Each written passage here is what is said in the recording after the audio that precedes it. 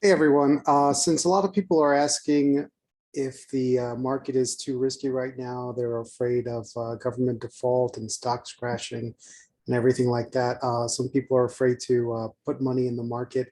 And so some people are looking for things like high interest savings account and things like that, places to park your money. So I'd like to talk about some fixed income options to think about. Before we go on, like and subscribe so you can get notified when I do more of these.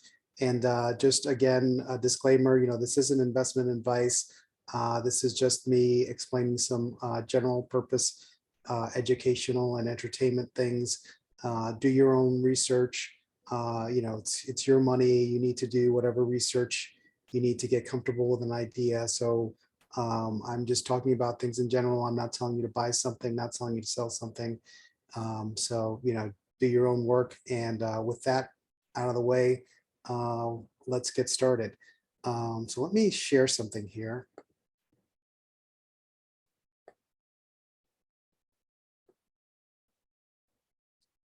So if you can see this, we're going to talk about some different fixed income options. So this page is from Treasury Direct, and it's got the, this page is from Treasury Direct, and it's got the current I-bonds savings rate, which is 4.3%. So a lot of people were talking about I-bonds a few months ago, last year actually. They got as high as 9% or 9.5% for this specific type of bond, which is linked to the official inflation rate. So when the official inflation rate was about 16%, these were paying about 9%.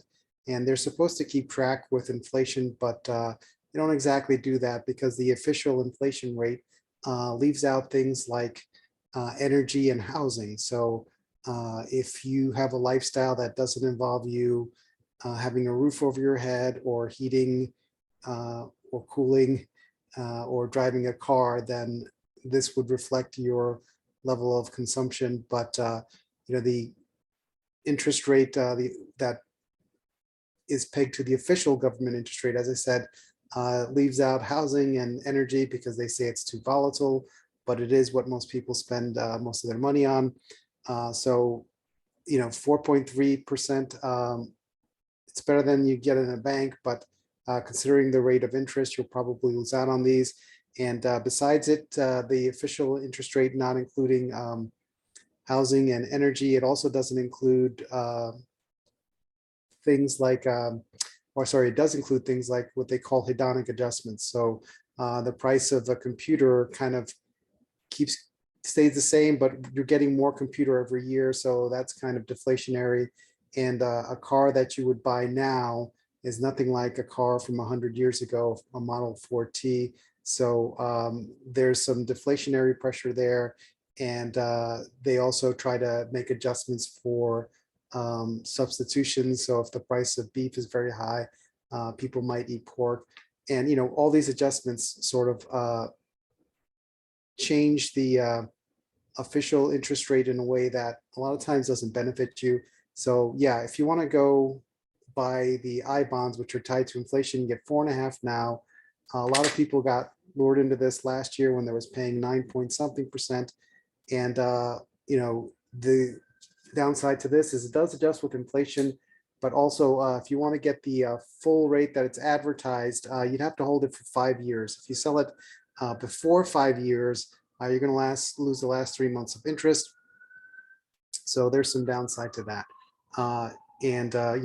Interest rates go up and inflation goes up, these will go up, but inflation goes down, these will go down.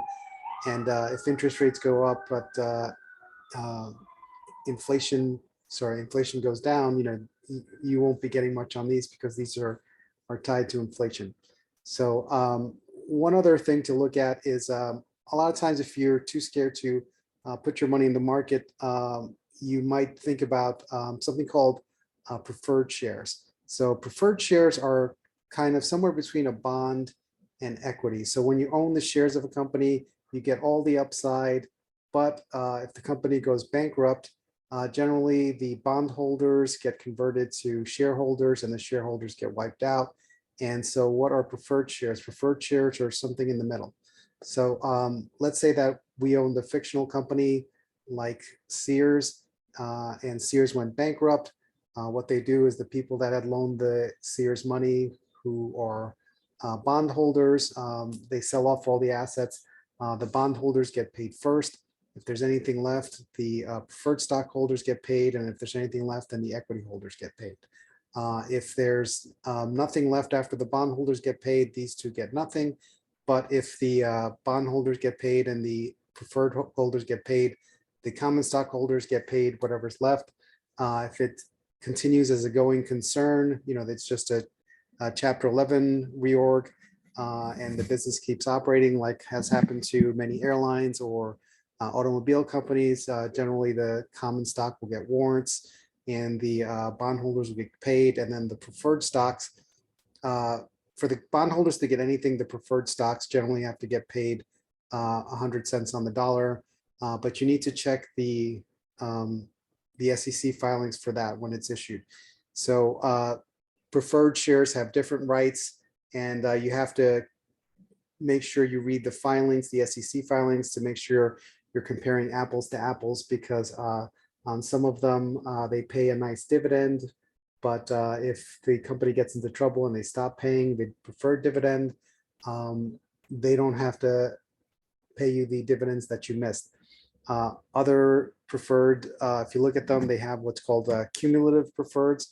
And those, if the company gets into trouble and they stop paying the preferred dividends, when they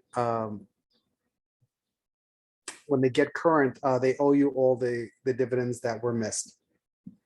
And generally before, if the preferred shareholders are in arrears in terms of the dividends that they're owed on the cumulative preferred, the common stockholders can't get any dividend until the preferred are all paid up in the everything that's owed in arrears. But as I said, you have to check the SEC filing when these are issued to see what rights you have as a preferred holder, because some are cumulative preferred, some are not, and some have a liquidation preference if the company goes under. So you want to find out what that is, and you also want to find out what your rights are as a preferred holder if the shares stop paying dividends. So for instance, two of the ones we'll look at, Seritage preferred and Ammo Inc. preferred. For Seritage preferred, if the dividends are in arrears for over a certain amount of time, they can nominate two new directors for the board. And I believe for Ammo Inc. it's the same thing, but it's been a while since I looked at it. And generally these are issued at about $25 par. So when I mentioned the liquidation preference, if the company goes bankrupt and everything is sold, the bondholders are paid off, and then the preferred shareholders would get paid the par, which is $25. And then if there's anything left, it goes to the common holders.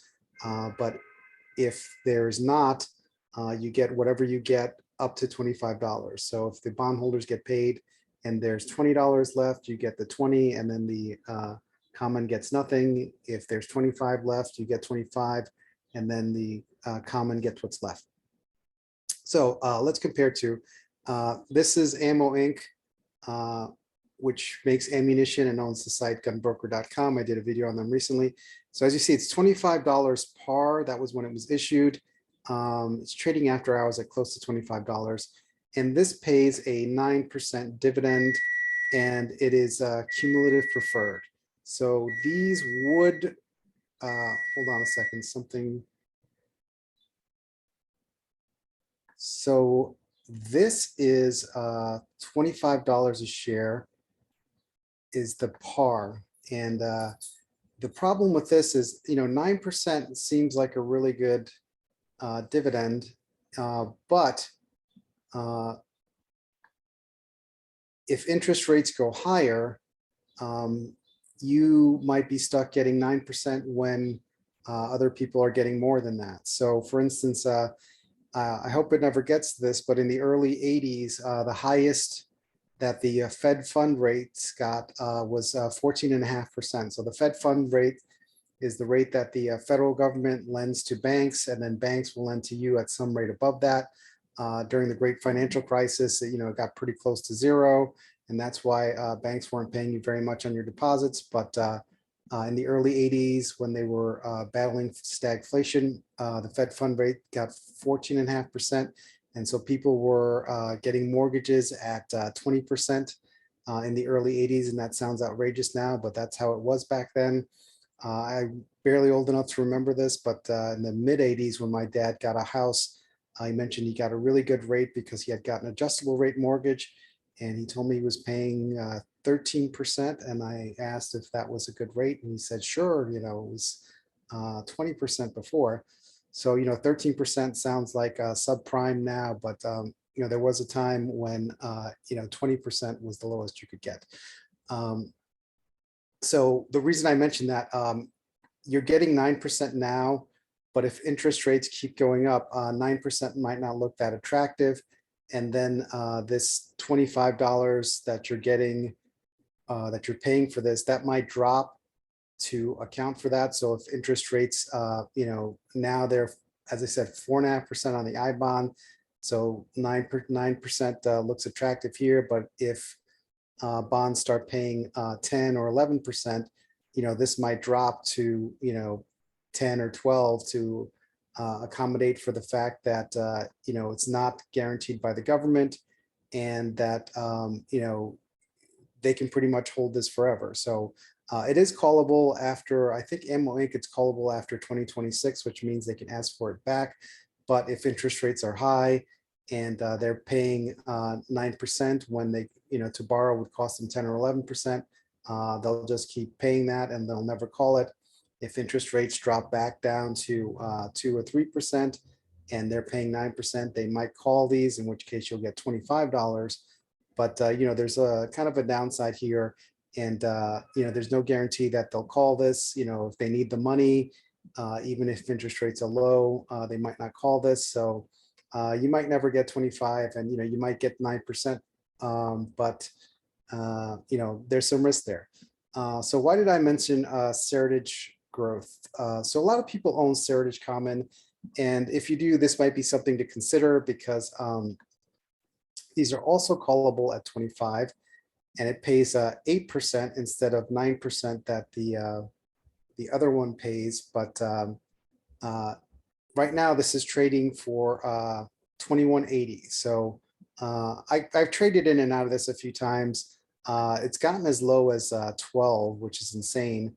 And then I bought it, and I should have held it, because that at that point it would have given like a 15% interest or something. But the price went back up, and then I sold it for a quick profit. And then so if you see here, like, it generally fluctuates around. It's and one thing to think about, so if you're buying it at 21.80 and it goes to 25, you're going to get this 8% plus the difference between 22 and 25. It's a little more than 10%. So you get this 8% plus another 10%. That's 18%. Now, why am I mentioning that you'll get the 10%? Well, this company is for sale now. And let me pull up the thing. So it's been as high as $60 a share. And Warren Buffett famously bought it when it was spun off from Sears at $35 a share, and people followed him into it. And it got as high as, I believe, $60 a share, and then got in trouble and was as low as $4 a share. And the company is trying to sell itself now. The CEO said the company's for sale, and they're looking at different offers. They want to sell the whole thing, but it's trading at $7. And last time I looked at it, I believe in a conference call, she said she thought they could get between $12 and $14 a share for the common holders, and they're trying to sell it now. So the reason that's interesting is what I mentioned before about common stocks versus preferred and bonds. I mentioned that when a company shuts down, they pay the bonds first, and then they pay the preferred. And if there's anything left, they pay the common. So if she thinks she can get between 12 and 16, if they get anything, the common shareholders, if they get anything over a penny, the preferred stock is going to get their full $25, and they're going to get the 8% interest while they wait. So if that closes this year, you'll get 8% while you wait. And if they sell for enough that the common shareholders get anything over a penny, then you're going to get $25 a share when these are called. So we'll go from 21.80 to 25. If this closes next year, you'll get the 8% for 2 years, and then you'll get that 10% when this closes at $25 a share, but that 10% is divided by 2 years. So instead of 18%, you'll get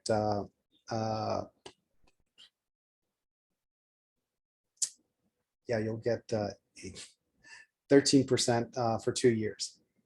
8% plus the 10 divided by 2, you'll get 13% 1 year and 13% the second year versus 18% in 1 year. And she is trying to sell it, the CEO of Seritage. So as I said, if that happens, you get the $25 liquidation preference. So that's why I think this is kind of interesting, because with the MO Inc., technically it is callable at par, but they've run into some unforced errors. They had a shareholder proxy fight with between 2 of their board members. And now the person who sold them, gunbroker.com, is suing them because he wants to unwind the transaction.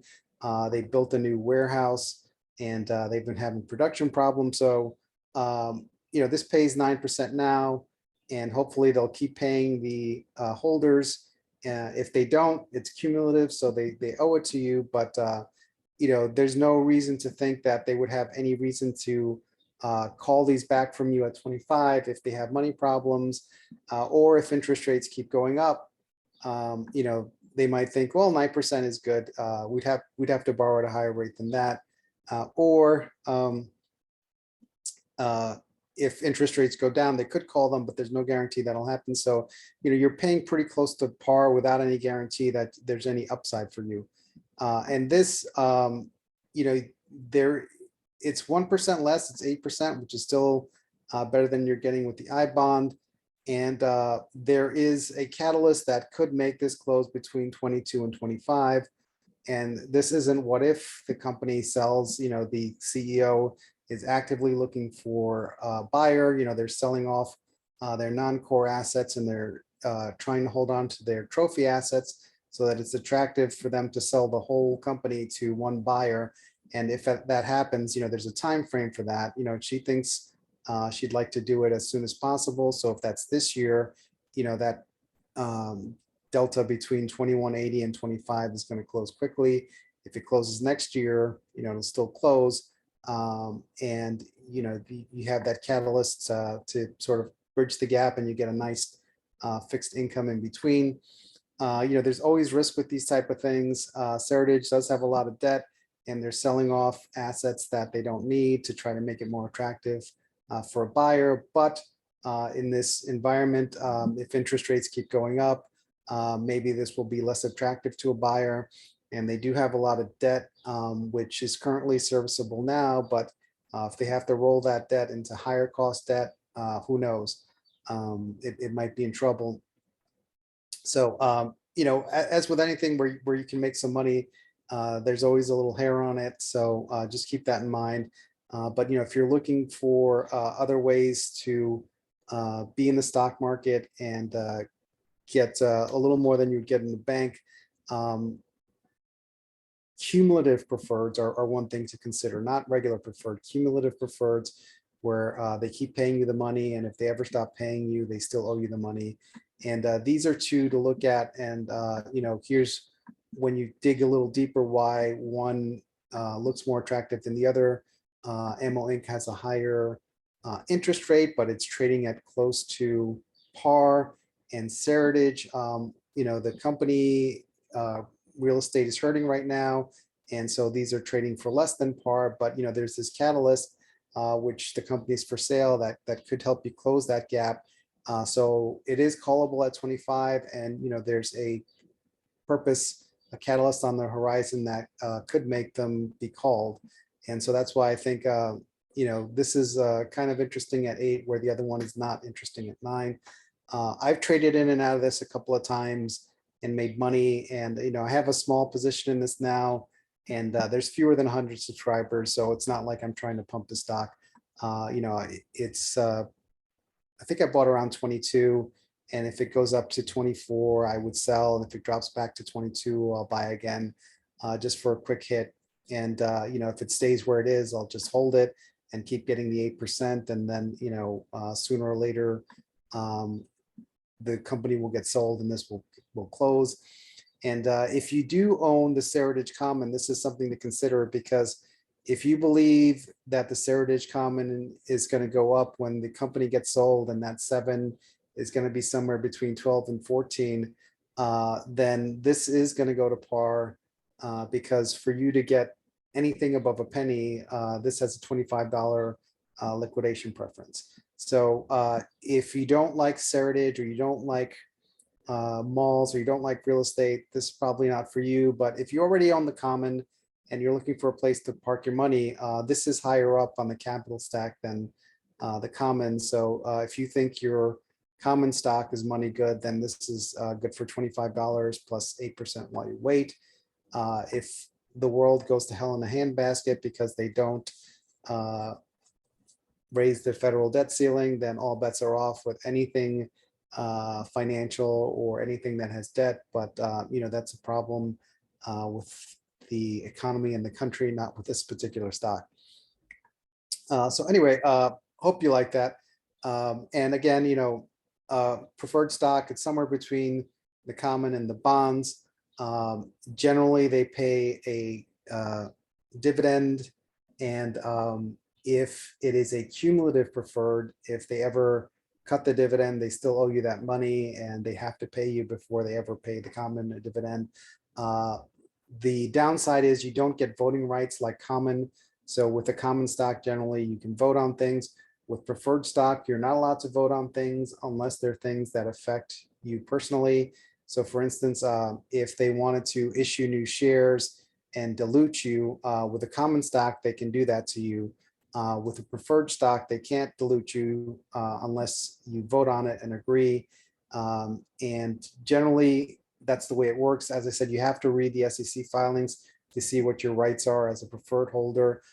Generally, they're issued at 25 par. Generally, if it's cumulative and they stop paying you a dividend for more than a certain length of time, then you get to nominate board seats.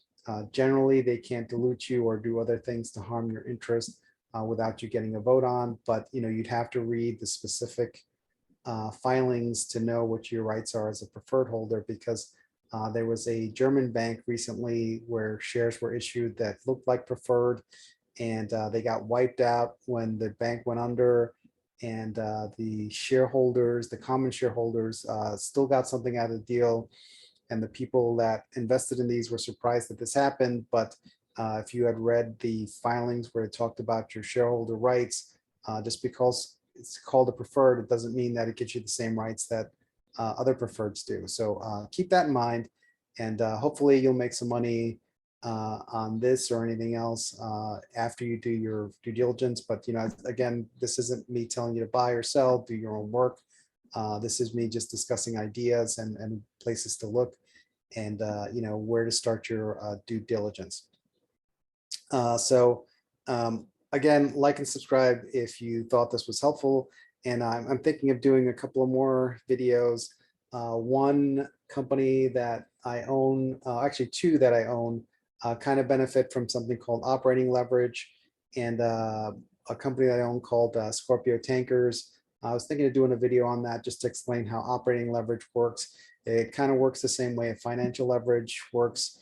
And I thought that would be a good company to illustrate that, because a lot of times in commodity companies, whether it's a company that produces oil or potash or gold, they benefit from operating leverage. So they generally produce as much as they can. And if the price of the commodity goes up, they benefit a lot more than you would expect. Whereas, if you run a factory and you sell cars, you generally sell the cars at the same price. And if you want to make more money, you have to make more cars. But with commodities, they generally just produce as much as they can, and then operating leverage kicks in. So anyway, I thought, I might do a video on that because not that the company itself is that interesting, but just to understand how operating leverage works. And you got a few more ideas about some other holdings I have, and why I like them, and what their model is, and things like that. So anyway, hope you liked it. And if you have any comments or questions, put them below. And yeah, see you next time.